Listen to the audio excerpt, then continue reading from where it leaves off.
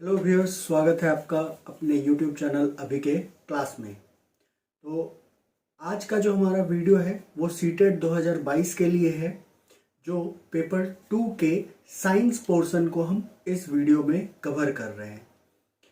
इस चैप्टर में जिस चैप्टर को हम इस वीडियो में करने वाले हैं वो है हमारा फूड एंड इट्स कंपोनेंट, यानी भोजन एवं इसके घटक। इसका पहला पार्ट वीडियो अपलोड किया गया है, उससे आगे हम लोग इस वीडियो में कवर करेंगे। उस वीडियो को एक बार थोड़ा सा हम उसका एक क्विक रिवीजन देख लेते हैं।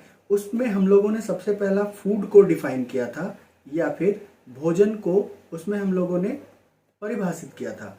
तो भोजन के परिभाषा के अनुसार क्या क्या बताया गया था कि वैसे कार्बनिक पदार्थ जो हमें ऊर्जा प्रदान करते हैं, ठीक है, उन्हें हम क्या कहते हैं? भोजन। जिनका ऑक्सीकरण होता है, ऑक्सीकृत होकर जो हमें ऊर्जा प्रदान करते हैं उसे हम भोजन कहते हैं। यानी वैसे पदार्थ को हम भोजन कहते हैं, जिसका स्रोत क्या था? तो पेड़ पौधे और जंतु, इन दोनों से हमें प्राप्त होता था। इसके बाद हम लोग इसमें देखे थे पोषक किसको कहते हैं? तो वो रसायन जो हमें ऊर्जा प्रदान करते हैं, उन्हें हम क्या कहते हैं? पोषक। या भोजन के वो मुख्य घटक जो हमें ऊर्जा प्रदान करते हैं, यानी जिनका जो टूटते हैं और टूटकर हमें जिनका ऑक्सीकृत होते हैं और हमें ऊर्जा प्रदान करते हैं, उसे हम पोषक कहते हैं। और पोषक को अपने शरीर के अंदर लेने की क्रिया को हम पोषण कहते हैं। इसको हम क्या कहते हैं? इसे हम पोषण कहते हैं। तो हम इन्हीं पोषक को डिस्क्राइब कर रहे थे। इस पोषक में हमारा क्या क्या था? तो इस पोषक में हम इसके पहले वाले वीडियो में हम लोगों ने इसमें करके रखा है। पहला था कार्बोहाइड्रेट, दूसरा था फैट, तीसरा था प्रोटीन। यानी ये जो हैं, ये हमारे शरीर को काफी ज्यादा मात्रा में, या इसकी आवश्यकता हमारे शरीर को ज्यादा मात्रा में होती है, इसलिए हम इससे बृहत पोषक कहते हैं। और जबकि कुछ ऐसे पोषक हैं जिनकी मात्रा जो अल्प मात्री होते हैं, यानी जिनकी रिक्वायरमेंट हमारे शरीर में कम मात्रा में होती है, तो उसे हम लघु पोषक कहते हैं, जो कि हमारा है विटामिन और मिनरल। विटामिन और खनिज। इस वीडियो में हम इसी के ऊपर बात करने वाले हैं, ठीक है। तो सबसे पहला हम लोग थोड़ा सा पहले इसको देख लेते हैं, उसके बाद हम लोग एक एक करके पॉइंट को डिस्कस करेंगे। तो ये क्या करता है? तो विटामिन और मिनरल को, यानी वैसे भोजन जिनमें ये पाए जाते हैं, उन्हें हम सुरक्षात्मक भोजन कहते हैं। यानी वैसे भोजन जिसमें इसकी मात्रा अधिक होगी। जो फल और सब्जियों में ये जो होता है, ये क्या होता है? किसमें होता है? फल और सब्जियों में ये पाए जाते हैं। तो ये हमें क्या करता है? तो ये हमें विभिन्न रोगों से बचाता है, या हमारी चयापचयी क्रियाओं को या उपापचयी क्रियाओं को सही रखता है, या उसे नियंत्रित करता है। इसलिए ये हमें बहुत सारी बीमारियों से बचाता है। इसलिए हम इसे कहते हैं सुरक्षात्मक भोजन, यानी जिनमें इनकी मात्रा अधिक होगी उसे हम सुरक्षात्मक भोजन कहेंगे। तो आइए इसको हम देखते हैं। तो सबसे पहला, ये इंपॉर्टेंट क्यों है? तो सबसे पहला ये इम्पॉर्टेंट इसलिए है क्योंकि ये हमारे मेटाबॉलिज्म यानी उपापचय, यानी इसमें दो होता है, एक होता है अपचय और दूसरा होता है उपचय। ठीक है, इसमें दो क्रियाएं होती है, एक होता है अपचय, दूसरा होता है उपचय। अपचय जो होता है ये हमारा डिस्ट्रक्टिव है, यानी इसमें ऊर्जा जो होता है वो टूटता है और इसमें ऊर्जा बनता है, यानी इनमें ऊर्जा का निर्माण होता है। उपापचय क्या है? तो सभी जैव रासायनिक अभिक्रियाएं जो किसी सजीव के अंदर घटित हो रही हैं उन्हें हम उपापचय कहते हैं। ठीक है, और इसमें दोनों होता है, एक तो ऊर्जा का निर्माण होगा और एक ऊर्जा का ह्रास होगा। तो जब ऊर्जा का ह्रास होता है तो ये अपचय कहलाता है और जब ऊर्जा का निर्माण होता है तो उपचय करता है। तो इस क्रिया को ये क्या करता है? नियंत्रित करता है। इस क्रिया को इसके द्वारा क्या किया जाता है? तो इस क्रिया को इसके द्वारा नियंत्रित किया जाता है। उसके बाद है ये हमारा और क्या करता है? तो ये हमारे लिए इम्पॉर्टेंट है क्योंकि ये हमें क्या बना के देता है? तो ये कोएंजाइम को बनाने में मदद करता है, कोएंजाइम बनाने में मदद करता है। ठीक है, यानी जो एंजाइम्स हैं उसके कार्य को करने के लिए जो उसे जरूरत होती है उसे ये बना कर देता है। एंजाइम क्या होता है? तो ये जटिल प्रोटीन का रूप है, ये जटिल प्रोटीन का रूप है। ठीक है, जो अभिक्रियाओं को संपन्न करने में मदद करता है। इसे हम बायोकैटलिस्ट भी कहते हैं। बायोकैटलिस्ट या जैव उत्प्रेरक। उत्प्रेरक क्या है? कैटलिस्ट क्या है? तो वो जो किसी अभिक्रिया को क्या कर दे? तेज कर दे, किसी अभिक्रिया के रासायनिक अभिक्रिया के दर को तेज कर देता है, उसको हम उत्प्रेरक कहते हैं। तो ये वही है एंजाइम। ठीक है, इसके बाद ये एंटीऑक्सीडेंट के रूप में यूज होता है, ये एंटीऑक्सीडेंट के रूप में यूज होता है। इसके बाद ये आंतीय यानी इंटेस्टाइनल जो आंत होती है, छोटी आंत, उसमें अवशोषण की क्रिया को बढ़ाता है, अवशोषण को या अवशोषण में सहायक होता है, जो बहुत सारे ऐसे जीवाणु हैं जो हमारे गट्स में होते हैं, जो हमारे कोलन जिसको कहते हैं उसके अंदर उपस्थित होते हैं, जहाँ पे ये विटामिन के और विटामिन बी कॉम्प्लेक्स को बना कर देता है, जो विटामिन B12 कहलाता है, ये बनाकर इसमें देता है। ठीक है, इस तरह से है। तो ये सबसे पहला जो डिस्कवर किया गया था, ये किया गया था ल्यूमिन के द्वारा। इसको सबसे पहला देखा किसके द्वारा गया था? तो ल्यूमिन के द्वारा। कब देखा गया था? तो 1885 में, सॉरी 1881 में। लेकिन सबसे पहले अलग किया फंक ने। ठीक है, कब? 1911 में। सबसे पहले किसने अलग किया? फंक ने। इसलिए फंक को हम फादर ऑफ विटामिन कहते हैं, फादर ऑफ विटामिन। विटामिन फंक को कहते हैं, फंक भी इसको कहते हैं। और ये सबसे पहला किसको अलग किया था? तो विटामिन B1 थायमीन को इसने अलग किया था सबसे पहले। हमारे पास विटामिन दो तरह के हैं, कौन कौन सा? तो एक फैट सॉल्युबल होता है और दूसरा वाटर सॉल्युबल है, यानी जल में घुलनशील और वसा में घुलनशील। तो जल में घुलनशील दो होता है, विटामिन सी, विटामिन पी, ये तीन होते हैं। यानी विटामिन बी जो है ये विटामिन बी कॉम्प्लेक्स कहलाता है। इसके अंदर बहुत सारे आते हैं, विटामिन B1 है, vitamin B2, vitamin B3, vitamin B5, vitamin B6, vitamin B7, vitamin B9, vitamin B11, sorry vitamin B12। इस तरह से अलग अलग, तो इसको पूरा मिलाकर हम विटामिन बी कॉम्प्लेक्स कहते हैं, जो वाटर सॉल्युबल है। ठीक है, तो इसके अलग अलग सोर्स हैं और इसके अलग अलग नाम हैं जिससे क्वेश्चंस पूछे जाते हैं। तो आइए हम एक एक करके इसको देखते हैं। तो सबसे पहला यहाँ पे हम लोगों का विटामिन का क्या दिया है, डिफाइन दिया है कि ये कार्बनिक यौगिक जो अति अल्प मात्रा में, बहुत ही कम मात्रा में इसकी आवश्यकता होती है, जो शरीर की वृद्धि और विकास के लिए आवश्यक होते हैं, और ये अतिरिक्त आहार होते हैं, एक्स्ट्रा, जिसको हम विटामिन कहते हैं। इसका विटामिन नाम जो है फुंक ने दिया था। कब दिया था? 1911 में।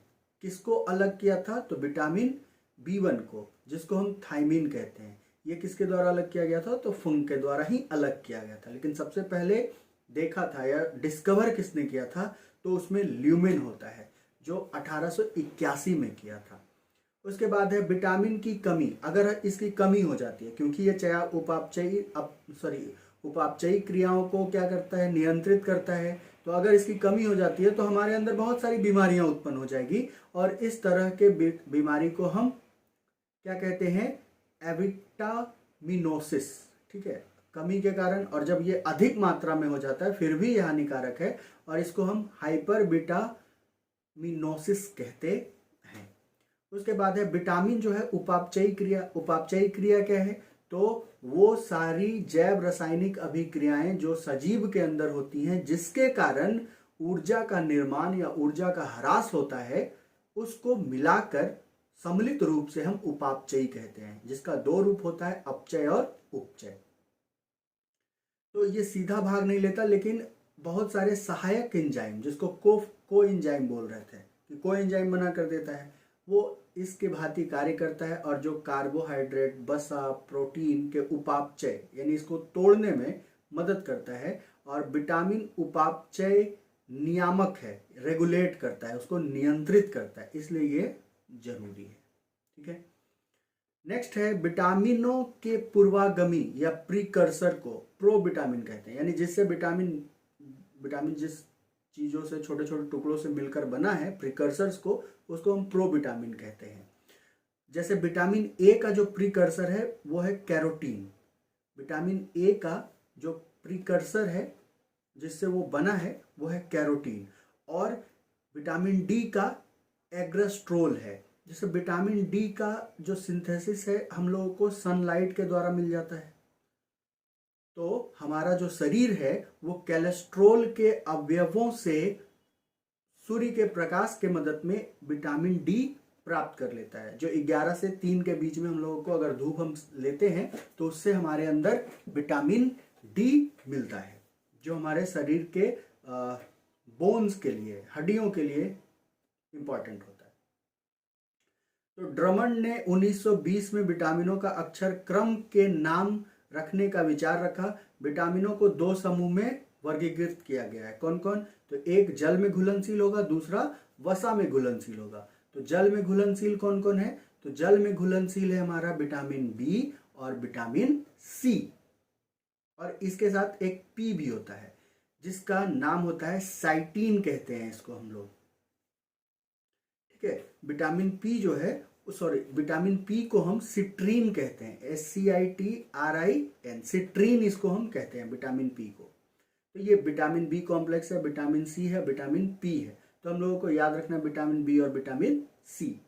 इसके बाद वसा में जो सॉल्युबल है ये विटामिन ए है, डी है, के है, विटामिन ई है।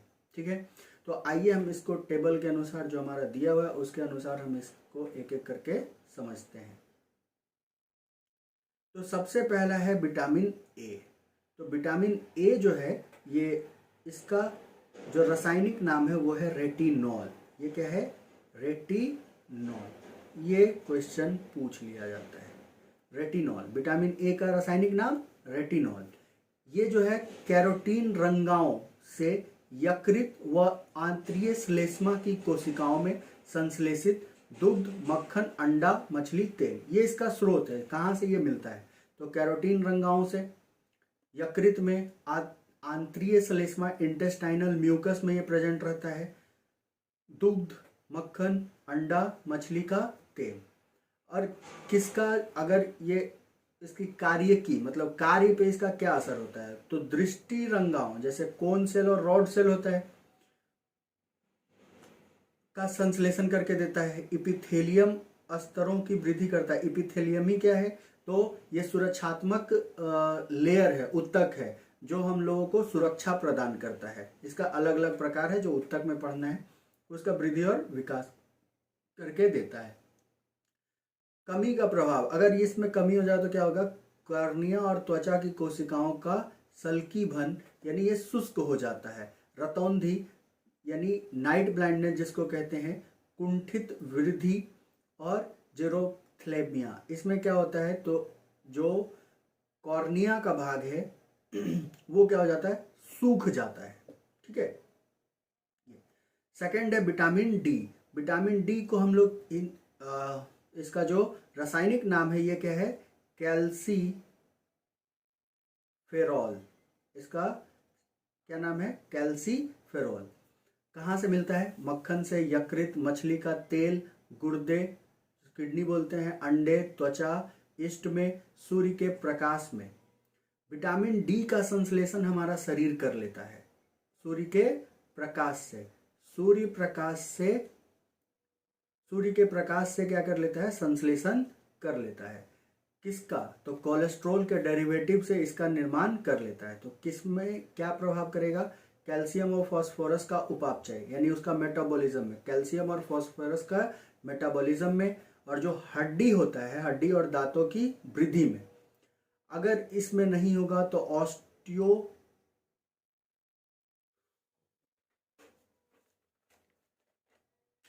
तो इससे क्या होगा, ऑस्टियोमैलेशिया। ऑस्टियोमैलेशिया क्या है, तो हड्डी का कमजोर होना, हड्डी का कमजोर होना। ठीक है। तो अगर ये नहीं होगा तो विटामिन डी के कारण क्या हो जाएगा, हड्डियां जो होती हैं कमजोर हो जाती है, या इसके कारण रिकेट्स भी होता है। विटामिन डी की कमी के कारण क्या होगा, रिकेट्स। नेक्स्ट है विटामिन ई। विटामिन ई का जो रासायनिक नाम है वो कौन है, टोकोफेरोल। इसको क्या बोलते हैं, टोकोफेरोल। कहाँ से मिलता है, तेल है, गेहूं है, अंडा है, अंडा का जर्दी और जो पीला वाला भाग है, यॉल्क जिसको कहते हैं, सोयाबीन। ये क्या करता है, कोशिका झिल्ली की सुरक्षा जननिक है, यानी ये सुरक्षा प्रदान करता है प्लाज्मा मेम्ब्रेन को। इपिथेलियम की वृद्धि, पेशियों की क्रियाशीलता, जो मांसपेशियां हैं वो कार्य करेंगी। जनन क्षमता की कमी, जननांग तथा पेशियां कमजोर हो जाती हैं विटामिन ई की कमी के कारण। नेक्स्ट है हमारा विटामिन बी कॉम्प्लेक्स, उसके पहले है विटामिन के। तो विटामिन के को हम लोग क्या बोलते हैं, नेफ्थोकिवनोन।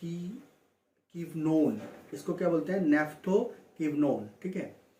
तो इसमें क्या है, तो हरी पत्तियां, अंडा, यकृत, टमाटर, गोभी, सोयाबीन आदि के बैक्टीरिया, जो जीवाणु आंतों में प्रेजेंट है, वो भी इसका निर्माण करके देता है।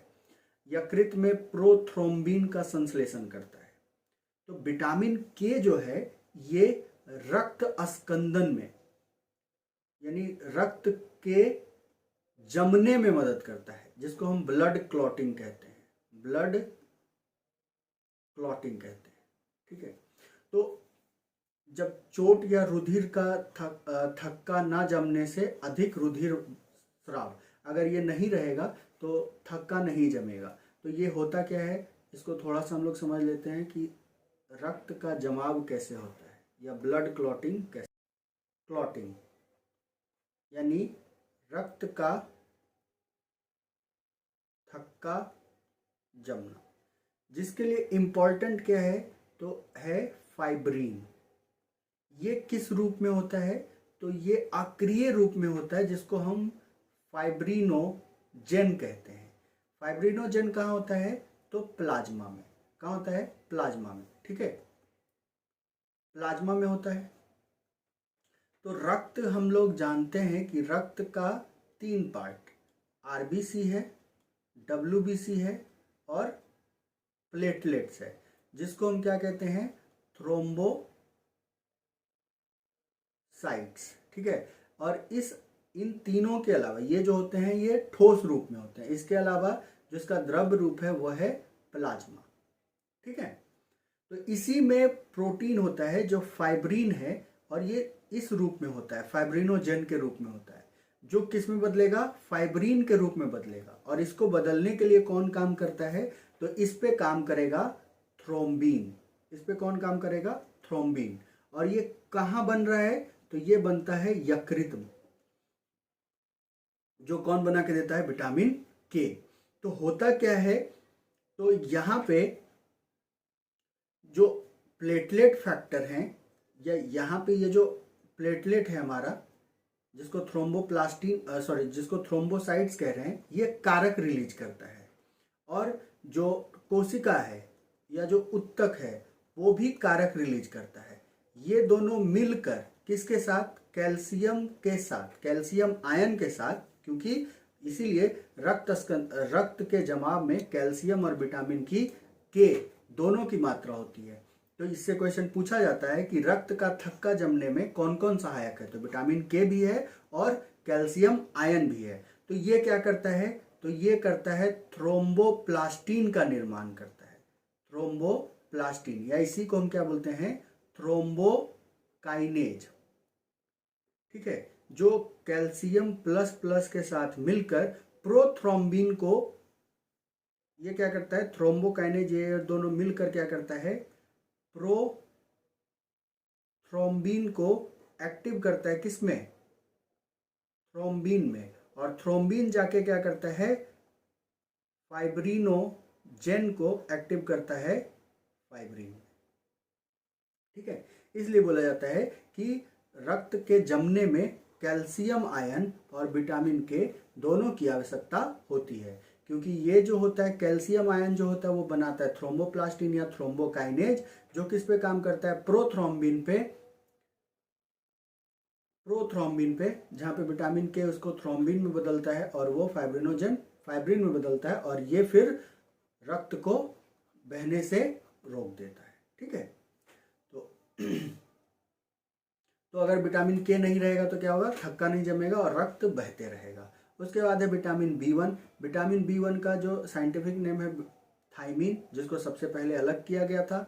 ये कहाँ मिलेगा? अनाज, फल में, सोयाबीन, दूध, ईस्ट, अंडे एवं मांस में। क्या करता है? कार्बोहाइड्रेट और अमीनो अम्ल के उपापचय के लिए आवश्यक एंजाइम का सह एंजाइम बनाता है। और इसके कमी से क्या होगा? बेरी। ये सारे क्वेश्चंस अब यहाँ से इंपॉर्टेंट हो जाते हैं। इसके पहले जो हम लोग देख रहे थे वो जल में वो हमारा वसा में घुलनशील था। अब जो है वो हमारा जल में घुलनशील है। विटामिन बी2 का नाम क्या है? तो राइबोफ्लेविन। ये कहाँ मिलेगा? पनीर, अंडे, ईस्ट, हरी पत्तियां, मांस एवं यकृत में। उपापचय में महत्वपूर्ण है। सह एंजाइम एफएडी और एफएन का घटक है। ये क्या बनाता है? इसके कारण से क्या होता है? किलोसिस होता है, एक रोग।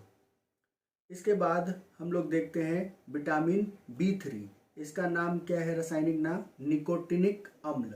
ये कहाँ मिलेगा? ईस्ट में है, मांस, यकृत, मछली, अंडे, दूध, मटर, मेवा, फलियां या फल। उपापचय में महत्वपूर्ण है एनएडी और एनएडीपी, जो कि हमें पढ़ना रहेगा। एटीपी का जो निर्माण होता है उसमें, इसके बारे में पढ़ना रहेगा।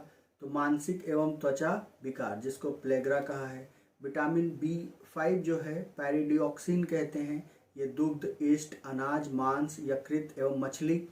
प्रोटीन उपापचय में आवश्यक एंजाइम का सह एंजाइम बनाता है।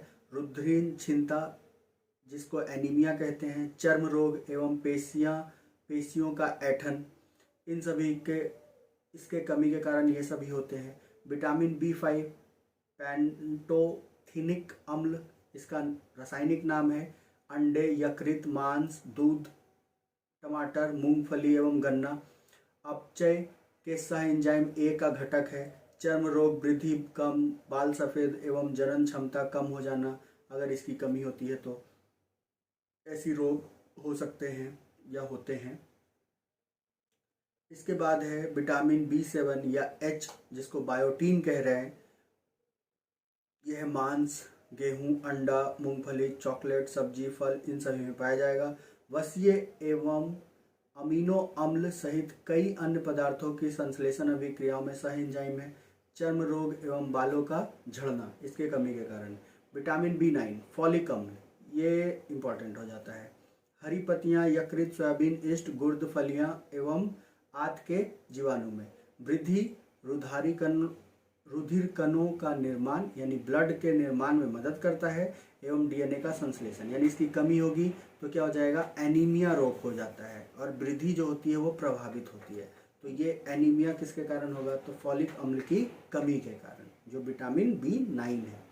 विटामिन B12 साइनोकोबाल्ट एमीन, ये मांस, मछली, यकृत, अंडा, दूध एवं आंत के जीवाणु में पाया जाता है। वृद्धि रुधिराणु का निर्माण एवं न्यूक्लिक अम्लों का संश्लेषण, क्या हो जाएगा, तो इसमें भी एनीमिया होगा, तंत्रिका तंत्र में गड़बड़ी होगी। विटामिन C ये पूछा जाता है, तो किसके कारण, इसके कारण स्कर्वी रोग होगा। अंतरकोशीय सीमेंट जिसको मिडिल लैमेला कहते हैं, जो दोनों को जोड़ने में मदद करता है। कैलोजन तंतु व्हाइट फाइबर में होता है, यानी सफ़ेद तंतु में होता है, जो मजबूती प्रदान करता है। मैट्रिक्स एवं दांतों के डेंटाइन का निर्माण करता है। कहाँ कहाँ रहेगा, नींबू वंश के फल, यानी जितने भी खट्टे पदार्थ हैं उसमें विटामिन C पाया जाएगा। आंवला, आलू, फल इत्यादि में ये पाए जाते हैं। तो इसके बाद हम लोग मिनरल्स के बारे में देखेंगे, खनिज के बारे में।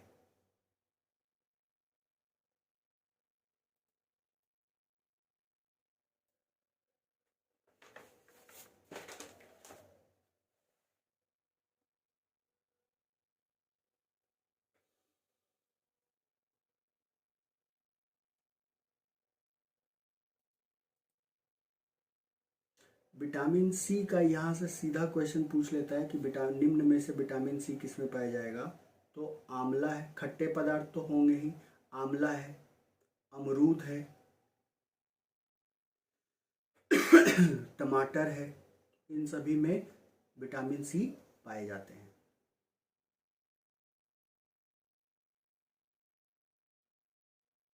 दूसरा है खनिज लवण, ये भी धातु अधातु एवं उनके लवण खनिज लवण कहलाते हैं या मिनरल्स कहलाते हैं।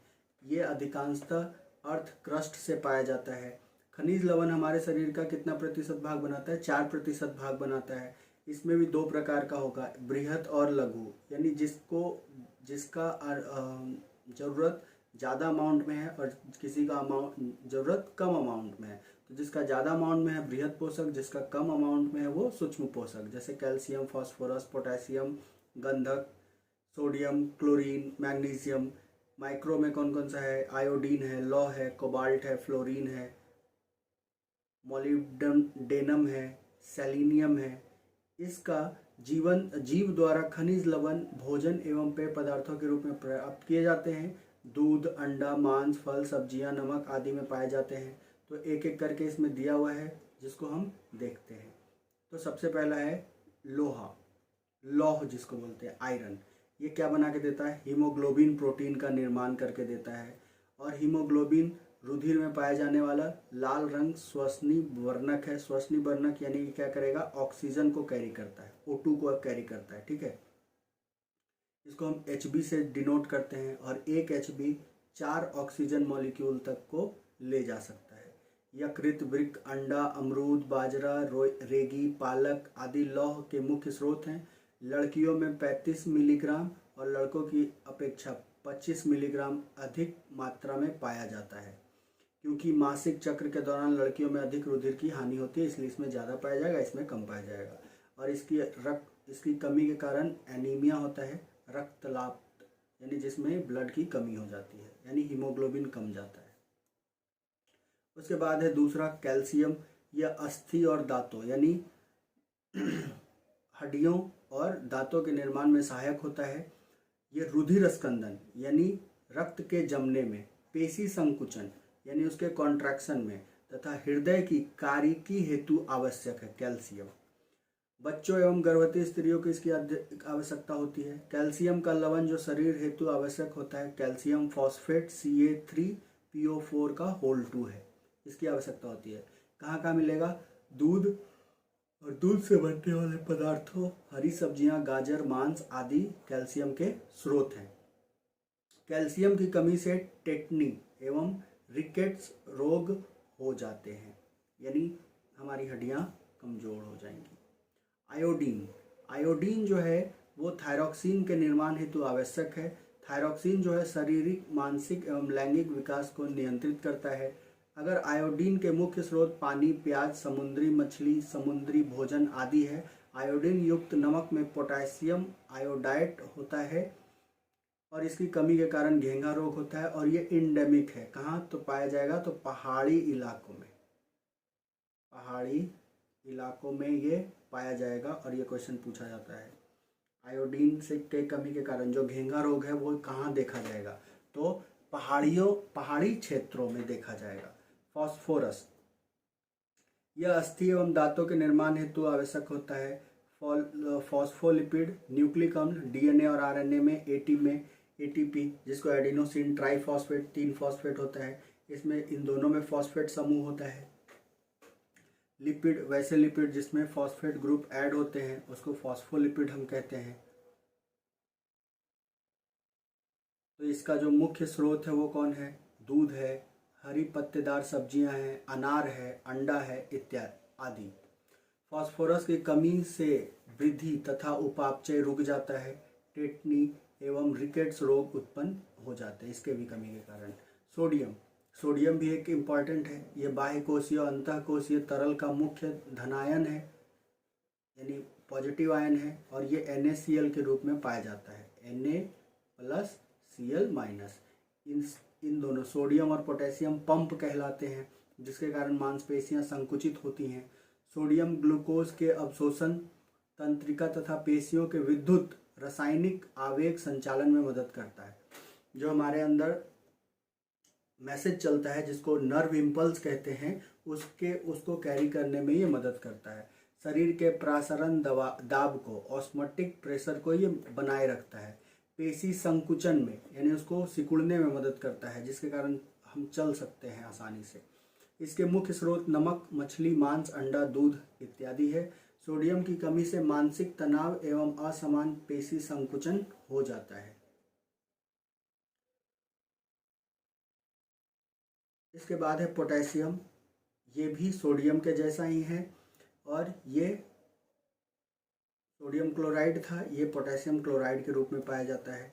आयनों और जल के स्तर को नियंत्रित करता है। संकुचन, तंत्रिका संवेदना के परिवहन एवं मुख्य भूमिका निभाता है। इसके स्रोत केला, खजूर, आलू हैं। इसकी कमी से तंत्रिका तंत्र संबंधी रोग एवं लकवा, पैरालाइसिस। पैरालाइसिस एक ऐसा कंडीशन है जिसमें हमारा मोटर तंत्रिका तंत्र काम करना बंद कर देता है, यानी हमारा ब्रेन जो है वो मैसेज जो भेजता है वो भेजता है मोटर न्यूरॉन से, यानी मोटर तंत्रिका से, कोशिका से। तो वो जब काम करना बंद कर देता है तो ब्रेन के से कांटेक्ट खत्म हो जाता है, तो वो मैसेज उसको भेज नहीं पाता और वो कोई काम कर नहीं पाता है। क्लोरीन, ये बाह्य तरल का मुख्य ऋणायन है। ClHCl के संश्लेषित अम्ल द्वारा संतुलन में सहायक करता है। इसके बाद है मैग्नीशियम,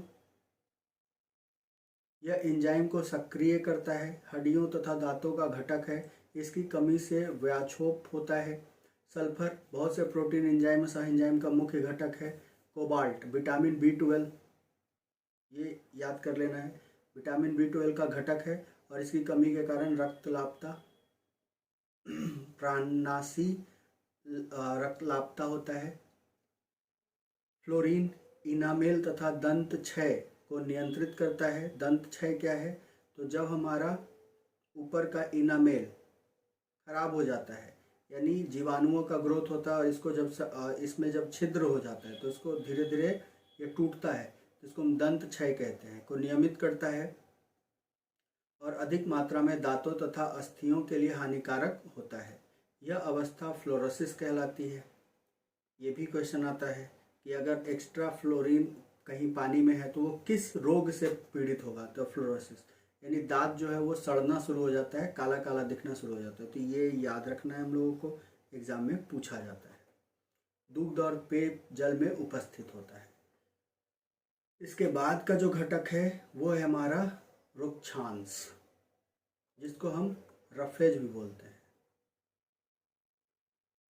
तो ये फाइब्रस पदार्थ है जो शरीर की वृद्धि नहीं करता, लेकिन इसका पाचन नहीं हो पाता है क्योंकि इसके अंदर सेलुलोज होते हैं और हमारे अंदर कोई भी सेलुलोज को पचाने वाला एंजाइम नहीं है।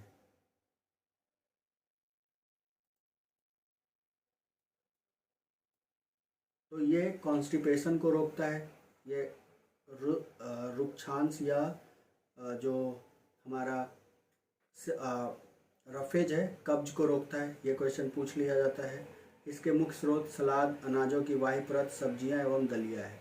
जल, ये भी महत्वपूर्ण है। यह एक अकार्बनिक पदार्थ है जो मानव के शरीर का 60 से 75% भाग बनाता है। यह पसीने एवं वाष्पन द्वारा शरीर के ताप को नियंत्रित करता है। पाचन, परिवहन एवं उत्सर्जन में सहायक है। इसके स्रोत उपापचयी जल, तरल भोजन, पीने का जल। यह अपने आयनों में विघटित होकर रासायनिक प्रतिक्रियाओं में भाग लेता है। जल की कमी के कारण डिहाइड्रेशन होता है, जिसके कारण मृत्यु भी हो सकती है। नेक्स्ट टॉपिक है हमारा संतुलित आहार। संतुलित आहार किसको कहेंगे? तो संतुलित आहार ऐसे आहार जिसमें सभी तत्व उचित अनुपात में सम्मिलित है, उसे बैलेंस डाइट कहते हैं। तो यहाँ पे हम लोगों का जो टेबल दिया हुआ है इसमें बताया हुआ है कि हम लोगों को कितना कैलोरी प्रतिदिन चाहिए। 10 से 12 साल वाले को 2000, 12 से 14 2200, 14 से 16 2600, 15 से 18 3000 कैलोरी। वयस्क जो होते हैं उसको 2500 से 4000 कैलोरी दिया जाता है। ये क्वेश्चन कभी कभी पूछ लिया जाएगा, इसको हम लोग ध्यान रखेंगे।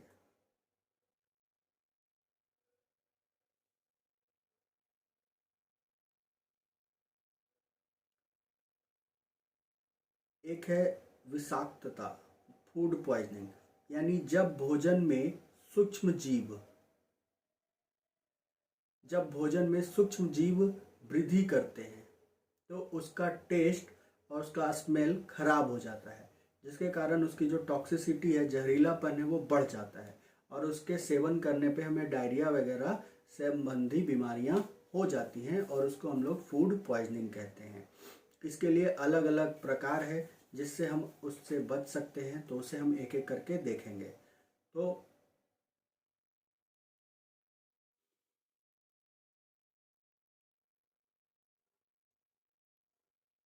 भोजन को बचाने के लिए अलग अलग प्रकार हैं, उसको हम खाद्य परिरक्षण कहते हैं या फूड प्रिजर्वेशन कहते हैं।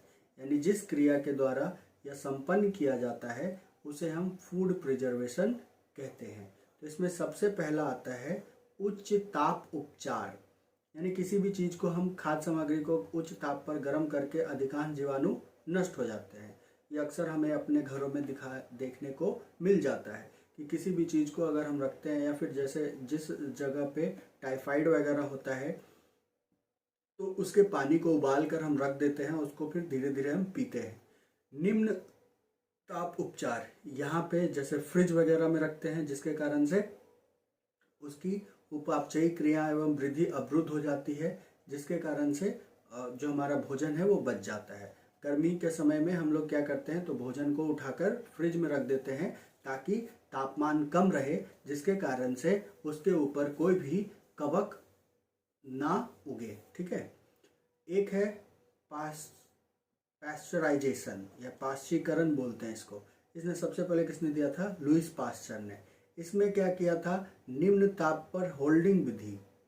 दूध को कितने टेम्परेचर पे, यह टेम्परेचर हम लोग एग्जैक्ट याद रखेंगे, क्वेश्चन पूछा जाता है, पर लगभग 30 मिनट, जबकि उच्च ताप पर छोटे काल विधि के लिए जो 71.7 डिग्री सेंटीग्रेड पर 15 सेकेंड तक गर्म किया जाता है और शीघ्र ठंडा किया जाता है। इससे जो भी पैथोजेनिक होते हैं या रोगकारी जीवाणु होते हैं वो नष्ट हो जाते हैं। तो पैस्चराइजेशन क्या है कि कम समय के लिए उच्च ताप पर और निम्न ताप पर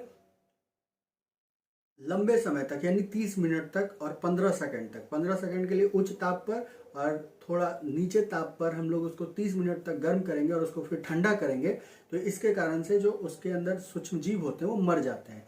इस तरह से मारने की विधि को हम हीट शॉक कहते हैं। ठीक है। उसके कारण उसका जो सेल वॉल, जो उसका जो पोर होता है वो खुल जाता है और उसकी डेथ हो जाती है। फिर है डिब्बा बंदी, कैनिंग जिसको बोलते हैं। भाप द्वारा उच्च ताप पर और उच्च दाब पर 15 से 90 मिनट तक गर्म किया जाता है। उसके बाद उसे डिब्बों में भरकर वायुरोधी लंबे समय तक रख दिया जाता है। जितने भी फूड पैकेट्स हमें बाहर से मिलते हैं वो इसी पे काम करते हैं। उसके बाद है डिहाइड्रेशन, यानी उससे जो जल की मात्रा उसको हम बाहर निकाल देंगे, क्योंकि उसके कारण भी उसमें क्या होता है, तो सूक्ष्म जीव सक्रिय हो जाते हैं। तो इस विधि के द्वारा सुखा दिया जाता है, इसमें रहने वाले सूक्ष्म जीव की सक्रियता खत्म हो जाती है, जैसे फल और सब्जियां। फिर है हिमीकरण, फ्रीजिंग, जीवाणु की क्रिया बंद हो जाती है इसलिए निष्क्रिय हो जाते हैं, यानी हम किसी को ठंडा करके रख सकते हैं। इस तरह से हमारा जो है टॉपिक ये समाप्त होता है। तो इसमें कुछ क्वेश्चंस हैं, उस क्वेश्चंस को हम करते हैं। तो आइए इसको हम लोग देखते हैं। तो सबसे पहला है, प्रत्येक पद के समूह को पढ़कर भिन्न समूह का चयन कीजिए। तो इसमें पहला क्वेश्चन में क्या कह रहा है, तो पहला क्वेश्चन इसमें कुछ ऑप्शंस दिए हुए हैं जो सब एक दूसरे के जैसे हैं, जिसमें से कुछ जो हैं वो एक दूसरे से अलग हैं, एक जो है वो अलग है, उसका हम लोगों को आंसर करना है। जैसे गाय, दूध और मक्खन। तो गाय जो है वो जानवर है जो दूध देता है और उससे मक्खन तैयार होता है। मुर्गी से मांस और अंडा मिलता है। बकरी से दूध और मांस मिलता है। पौधों से सब्जियां तो मिलता है, लेकिन छाछ क्या है, जो ये दूध का ही एक भाग है। तो इसमें चौथा नंबर क्या हो जाएगा, वो अलग है। पौधों तथा जंतुओं में कार्बोहाइड्रेट किस रूप में संग्रहित होते हैं। तो हम लोग बात करके रखे हैं कि जो एक्सेस कार्बोहाइड्रेट होता है वह स्टार्च के रूप में क्या हो जाता है, जमा हो जाता है। और सेलुलोज भी कार्बोहाइड्रेट का, सेलुलोज जो है वो एक जटिल कार्बोहाइड्रेट है, ठीक है। तो इसमें स्टार्च एवं सेलुलोज हो जाएगा, सॉरी।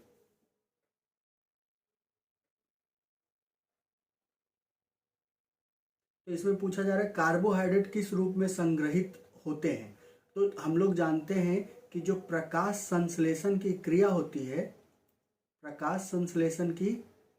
है, इसमें क्या बनता है, तो इसमें ग्लूकोज बनता है, ग्लूकोज। और ये जो ग्लूकोज होता है वो किस रूप में जमा हो जाता है, स्टार्च के रूप में। तो इसमें ऑप्शन नंबर 3 स्टार्च एवं ग्लूकोज के रूप में संग्रहित रहते हैं। निम्न में से कौन सा ऑलिगोसैकेराइड का समूह है। तो इसमें हम लोग का कौन सा देखेंगे, तो सुक्रोज है, लैक्टोज है और माल्टोज है। ये हमारा ऑप्शन सही है, ऑलिगोसैकेराइड। नेक्स्ट ऑप्शन है, कच्चे खाद्य में उपस्थित स्टार्च का परीक्षण किस प्रकार कर सकते हैं। तो ये क्वेश्चन हर बार पूछा जाता है, तो किसके द्वारा कर सकते हैं, तन्नु आयोडीन विलियन के द्वारा। अब नेक्स्ट क्वेश्चन है, लंबे समय तक उपवास। इसमें हम लोगों ने करके रखा है कि स्टार्च जब रहेगा उस पर आयोडीन सोल्यूशन डालेंगे, तनु आयोडीन सोल्यूशन, तो वो कैसा रंग देगा, तो वो काला और नीला रंग देगा। लंबे समय तक उपवास के समय सर्वप्रथम होता है, पहले वसा प्रयोग होगी, उसके बाद लीवर एवं मांसपेशियों से कार्बोहाइड्रेट एवं अंत में प्रोटीन, फिर है सर्वप्रथम कार्बोहाइड्रेट, उसके बाद वसा एवं अंत में प्रोटीन का उपयोग होगा। तो जब भी हम उपवास में रहते हैं तो हमारे अंदर, यानी जो हमें ऊर्जा प्रदान कर रहा है, उसमें सबसे पहला नंबर पे आता है कार्बोहाइड्रेट।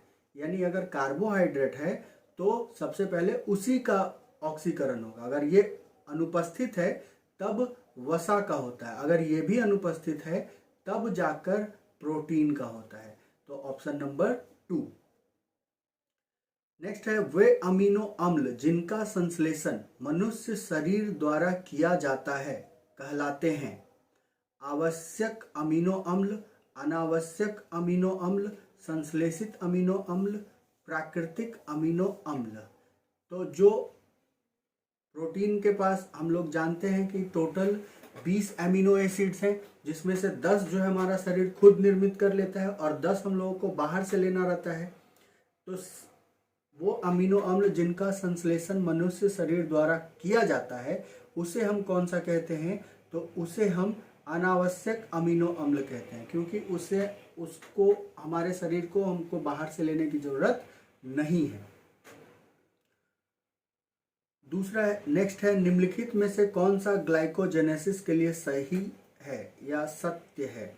तो ग्लाइकोजेनेसिस क्या है? तो ग्लाइकोजेनेसिस वो क्रिया है जिसके द्वारा ग्लाइकोजन यकृत में जाकर जमा होते हैं। ठीक है, इसे हम लोगों ने इसके पहले वाले वीडियो में देख रखा है। तो ग्लाइकोजन अधिक किडनी में संग्रहित होता है? नहीं।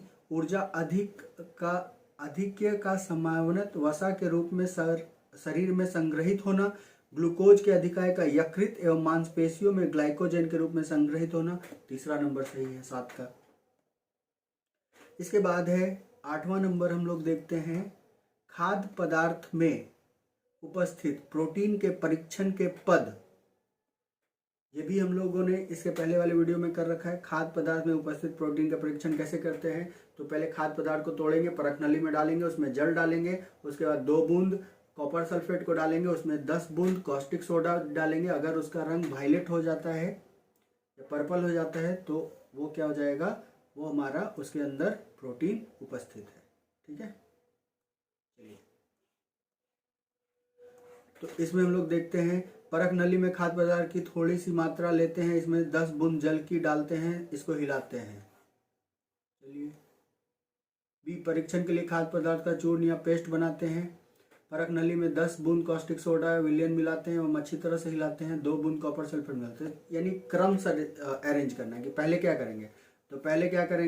तो पहले हम लोग परीक्षण के लिए खाद्य पदार्थ का चूर्ण या पेस्ट बनाते हैं, उसको चूरेंगे, उसमें फिर क्या करेंगे? पानी मिलाएंगे। तो बी ए, उसके बाद BADC, यानी ऑप्शन नंबर 2। क्या है कि पहले करना क्या है? तो कूट लेना है, उसको तोड़ना है, तोड़ने के बाद परख नली में डालना है, उसके बाद उसमें जल मिलाना है, जल मिलाने के बाद उसको हिलाना है, उसमें फिर कॉपर सल्फेट डालना है 2 बूंद, उसके बाद उसको उसमें जो है 10 बूंद कॉस्टिक सोडा NaOH उसको मिलाकर हिलाना है। और जब हम उसको देखेंगे तो उसका रंग में बदलाव होगा। अगर रंग बदलता है वॉयलेट में या वॉयलेट में, तो वो हमारा प्रोटीन के प्रेजेंस को बताता है। नेक्स्ट है निम्न कथनों पर विचार कीजिए। वसाएं कार्बनिक विलयक में घुलनशील होती हैं। वसाएं केवल जंतुओं से प्राप्त होती हैं। आहार में उच्च मात्रा में संतृप्त वसा की उपस्थिति से हृदयघात हो सकता है। तो इसमें क्या है? तो इसमें सिर्फ क्या है? तो वसाएं जो कार्बनिक विलयों में घुलनशील होती हैं। नेक्स्ट है माँ के दूध को अच्छा मानते हैं क्योंकि इसमें अधिक वसा एवं अधिक लिपिड होता है, कम वसा एवं कम लिपिड होता है। क्योंकि इसमें इम्यूनिटी होती है, जो कम वसा और कम लिपिड। 10 का 2 नंबर। अगला क्वेश्चन है मानव शरीर में वसा एकत्रित होती है किस कोशिका में? तो एडिपोज ऊतक में। 11 का 1। उसके बाद क्वेश्चन है निम्नलिखित में कौन सा अम्ल विटामिन सी में उपस्थित होता है? तो विटामिन सी में कौन सा है? तो विटामिन सी में साइट्रिक एसिड होता है।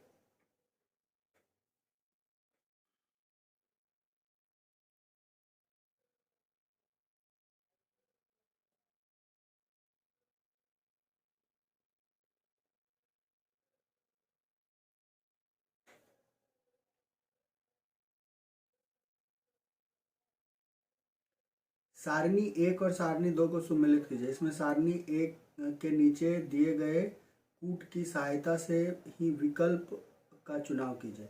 विटामिन B1 को हम क्या कहते हैं? थायमीन। तो ए का हो गया 3।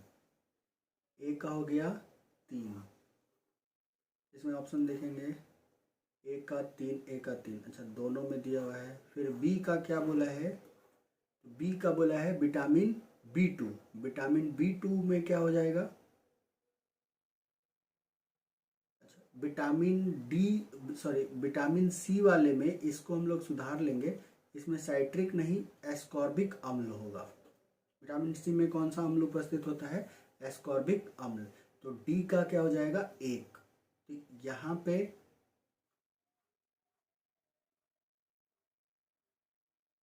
डी का 1, इसमें ऑप्शन नंबर 2।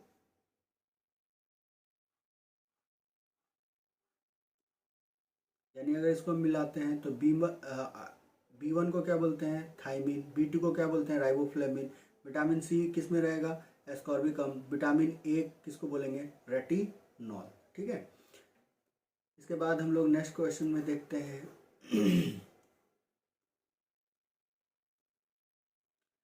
14 नंबर। निम्न में से विटामिन के संदर्भ में सही कथन नहीं है। यह नाम फंक द्वारा दिया गया, सही है। यह जीवन के लिए अति आवश्यक होते हैं, इसकी न्यूनता से बीमारी हो जाती है, सही है। यह पाचन में सहायक करता है, गलत बात है। ये हमारे लिए जरूरी है, तो इसका ऑप्शन 14 का 4। नेक्स्ट है, निम्न में से भोजन में किसकी कमी से रात्रि अंधता होता है, तो ये vitamin A, night blindness. Vitamin C से तो क्या होता है, स्कर्बी। प्रोटीन अगर रहेगा तो क्या हो जाएगा, क्वासिकर। और अगर प्रोटीन और कार्बोहाइड्रेट दोनों की कमी है तो मार्समस, वसाएं। चलिए नेक्स्ट है, विटामिन जटिल कार्बनिक अणु होते हैं। हमारे जीवन के लिए विटामिन की थोड़ी सी मात्रा आवश्यक होती है, बिल्कुल सही है। हमारे शरीर में जल में घुलनशील विटामिन एकत्रित हो सकते हैं, तो 16 नंबर का क्या हो जाएगा, 16 नंबर का कौन कौन सही है, 1 और 2। जो विटामिन वाटर सॉल्युबल है वो तो क्या हो जाएगा, वॉश्ड ऑफ हो जाएगा। नेक्स्ट है, बोल रहा है कौन सा सुमेलित नहीं है, तो विटामिन सी, स्कर्वी सही है। विटामिन B6 वेरी वेरी, इसके पहले हम लोगों ने देखा, तो इसमें ये विटामिन B6 क्या है, तो इसमें विटामिन B6 वेरी वेरी गलत है। नेक्स्ट है हमारा निम्न सार।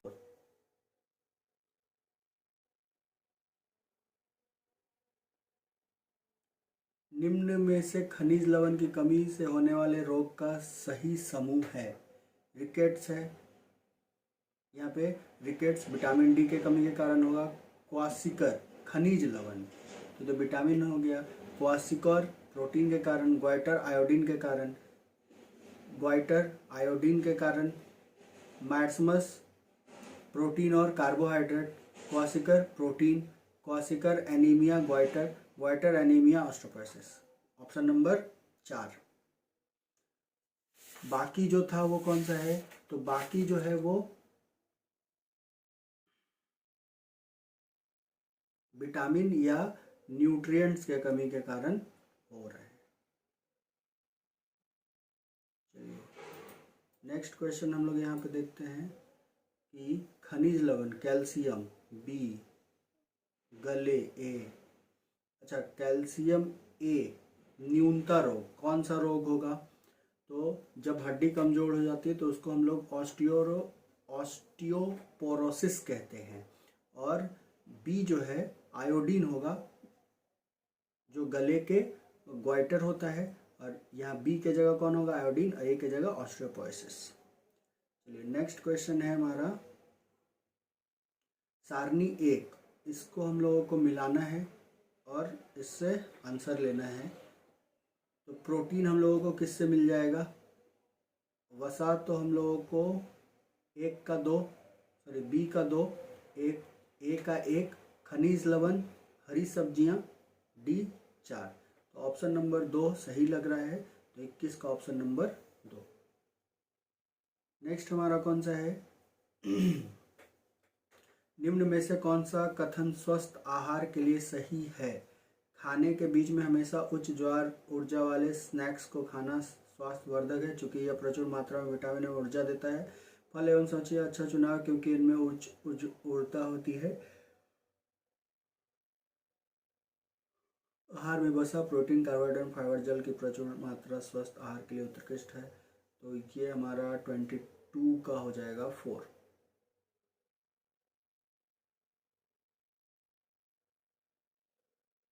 कौन सा है, 21, 22 का हो जाएगा 24। चलिए नेक्स्ट है हम लोगों का 23। मीना के पास 20 किलोग्राम हरी पत्ता वाली सब्जियां हैं, उन्हें भविष्य में प्रयोग करने के लिए एकत्रित करना चाहती है। निम्न में से कौन सा विधि उसके द्वारा प्रयोग की जाएगी जिससे सब्जियों को लंबे समय तक सुरक्षित रखा जा सके। तो हम लोग इसमें क्या कर देंगे, तो उससे हम लोग शुष्क परीक्षण करेंगे, यानी उससे वाटर को निकाल लेंगे, डिहाइड्रेट कर देंगे, यानी सुखा देंगे उसको। स्कूल के बाद रीना रोज सड़क के पास वाली दुकान से गोलगप्पे खाती है। एक सप्ताह बाद उसको तेज बुखार हो जाता है। उपयुक्त घटना सही हो।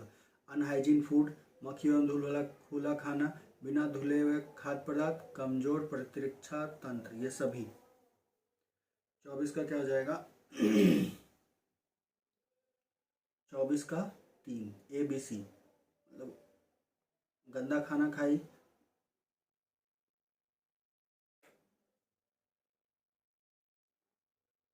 खाद्य पदार्थों में अधिक मात्रा में नमक और चीनी डालकर उन्हें लंबे समय तक परिरक्षित किया जा सकता है। ऐसा इसलिए क्योंकि अधिक नमक और चीनी के कारण क्या होगा? पहला ऑप्शन है, ये कारण सूक्ष्मजीवियां कोशिका फट जाती हैं।